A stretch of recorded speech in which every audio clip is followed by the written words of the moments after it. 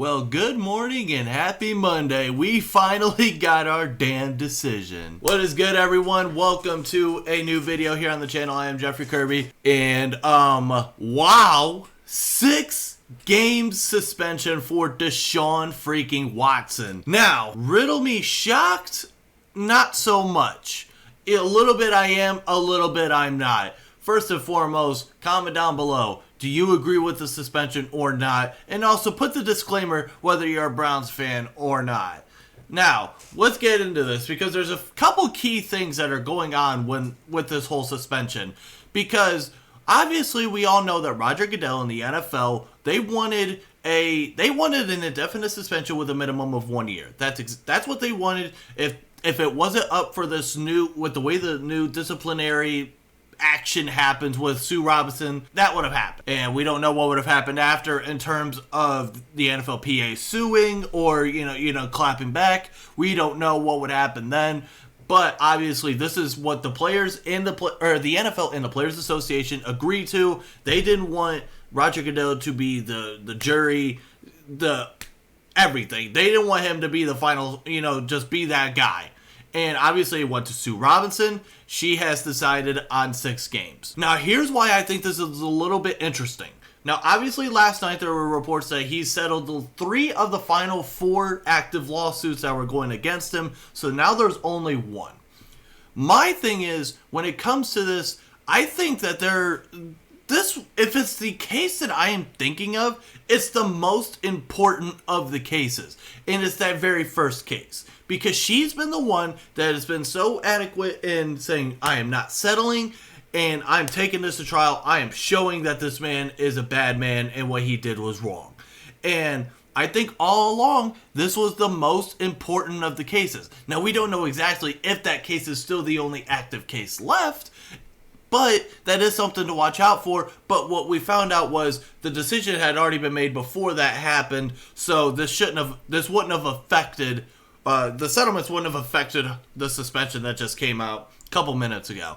Now, there was a thing that came out with the NFLPA, and it was a thing that came out. It was a statement from them basically saying that they were going to agree with the suspension, and especially here where it says, regardless of her decision, Deshaun and the NFLPA will stand by her ruling, and we call on the NFL to do the same. Now, that right there could have maybe foreshadowed that it wasn't going to be a year or 10 games or 12 games or something like that. Because now everyone is claiming that we didn't know, or the NFLPA didn't know, or the NFL or Deshaun Watson. Whether that's true, I'm not fully sure. But what we do know is obviously the NFLPA is not going to do anything about it. But now the big question is going to be, does Roger Goodell, or should I say, does the NFL appeal this case? Because if it does, now that's when it could go to Roger Goodell. Then he could get his 1-year suspension. Because the only way that the NFL cannot appeal is if it was 0 games. Obviously, that is not the case. So we'll see what happens now. We'll see if it sticks to 6, or if the NFL does appeal. Now, I think what was interesting as well was when we talk about the suspension. Now, obviously, a different CBA, so there was different precedents and different situations, so you couldn't necessarily look at former cases because we didn't know how Sue Robinson would handle some of these. Because obviously, you had Zeke Elliott, who had 6. I don't remember if he got it reduced down to 4. You had Ben Roethlisberger, who had 6 that got reduced down to 4. So we had those things where it's like, okay, could it be 6? Could it, because we were hearing 2 to 8. But my question with that who the hell was coming up with that?